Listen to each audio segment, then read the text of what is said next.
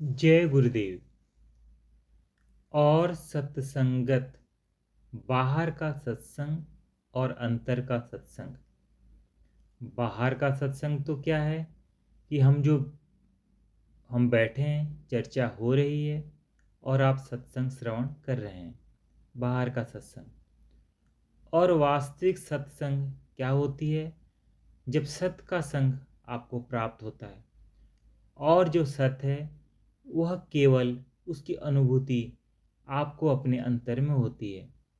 गुरु शक्ति जागृत होकर के विभिन्न प्रकार की क्रियाएं आपके चित्त के अंदर प्रकट करती है, उदय करती है। वह कई प्रकार की लीलाएं करती है। वह शक्ति सत्य है और उस शक्ति के संग में आना सत्संग कहा जाता है। यह आंतरिक सत्संग हुआ। और बाह्य सत्संग जो है, जहाँ भगवत चर्चा हो रही है और जहाँ भगवत कीर्तन होता हो या भगवान की पूजा पाठ इत्यादि होता हो, उसके संग में जाना, संतों के संग में जाना, इसको सत्संग कहा जाता है। तो श्रवण, सत्संगत, गुरुवाणी। गुरुवाणी अर्थात अंतर में जो गुरु शक्ति की वाणी है उसको सुनना और बाहर के श्री गुरुमुख के द्वारा उपदेश या मंत्र का श्रवण करना। और वह तर जात है श्रवण भक्ति से, फिर उसका इस भवसागर से, इस असार संसार, दुखमय संसार से सदा सदा के लिए उसको छुटकारा प्राप्त होने का मार्ग प्रशस्त हो जाता है। जैसा कि मैंने अभी आपको कहा, श्रवण शक्ति आधार है, आरंभ है।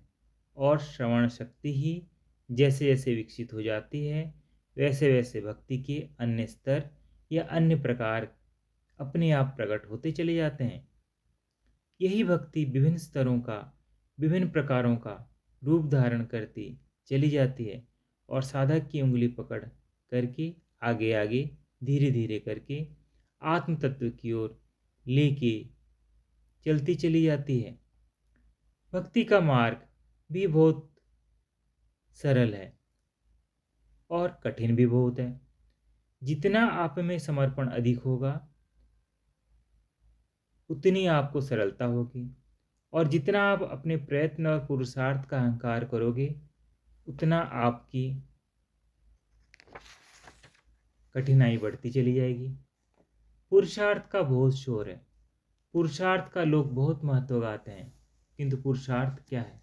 पुरुष के अर्थ, पुरुष का अर्थ है आत्म तत्व। आत्म तत्व के अर्थ अर्थात आत्म तत्व के लिए हम जो पुरुषार्थ करते हैं उसमें हमारा अहंकार होता है, और जो अहंकार होता है वह संस्कार संचय का कारण हो जाता है। तो हम पुरुषार्थ करते हैं और संस्कार संचय करते हैं, और एक और आवरण हमारे चित्त पर आ जाता है और हम और पतित हो जाते हैं, आत्मा से दूर होते जाते हैं।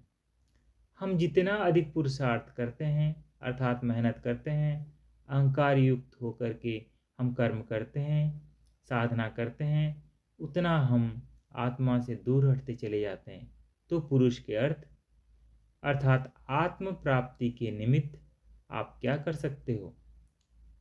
समर्पण। समर्पण में अहंकार नहीं। तो वास्तविक जो पुरुषार्थ है वह समर्पण ही पुरुषार्थ है। समर्पण का अहंकार नहीं होता, समर्पण का संस्कार संचय नहीं होता, समर्पण के अंदर आपके चित्त पर कोई आवरण नहीं आता, धीरे धीरे करके आपका चित्त निर्मल होता चला जाता है। तो भक्ति का मार्ग भी बहुत कठिन है और आसान भी बहुत है। यदि आप में समर्पण है फिर भी कठिनाइयाँ आएंगी, बहुत कठिनाइयाँ आएंगी, क्योंकि आपके संस्कार उदय होकर के आपका मार्ग रोकेंगे। आपके सामने जो कठिनाइयाँ आएंगी वे आपके संस्कारों के आधार पर संस्कार उदय होकर के विभिन्न प्रकार की कठिनाइयों, समस्याओं के रूप में आपके सामने आएंगे।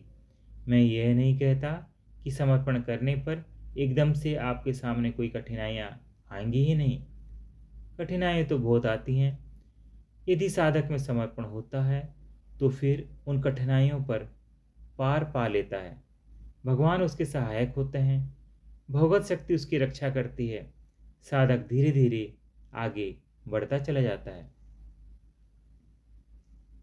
तो आज हमने श्रवण भक्ति के ऊपर विचार किया। अगले सप्ताह हम कीर्तन पर विचार करेंगे। श्रवणम कीर्तनम विष्णु स्मरणम पाद सेवनम अर्चनम वंदनम दास्यम सख्यमात्म निवेदनम। ये जो 9 अंग हैं भक्ति के, और चाहे कोई नवधा भक्ति की बात करे चाहे नहीं करे, किंतु किसी न किसी रूप में नवधा भक्ति के अंदर ही भक्त चलता है। इससे छुटकारा नहीं पा सकता, इसकी उपेक्षा नहीं कर सकता। इस विषय को समझ लेना भक्त के लिए बहुत हितकर है। इसलिए हमने नवधा भक्ति के ऊपर थोड़े से कुछ भजन भी लिखे, आप लोगों को यथासंभव समझाने का प्रयत्न किया। धीरे धीरे करके हमारा विचार है कि आपके समक्ष नवधा भक्ति स्पष्ट होती जाएगी। केवल समझाने से स्पष्ट नहीं होगी, अनुभव से स्पष्ट होगी, और अनुभव आप अपनी साधना के द्वारा प्राप्त करोगे, हमारे समझाने से नहीं। समझाने पर उपदेश जो अनुभव होता है वह अधिकारी शिष्य हो और समर्थ गुरु हो, तभी केवल मात्र श्रवणात् मुक्ति होती है। किंतु यहाँ तो दोनों ही बातें नहीं हैं, इसलिए बुद्धि से ही समझना और बुद्धि से ही समझाना। जहाँ तक समझा सकूँगा, जहाँ तक आप समझ सकोगे, वहाँ तक विषय स्पष्ट होता जाएगा। हरिओम तत्सत।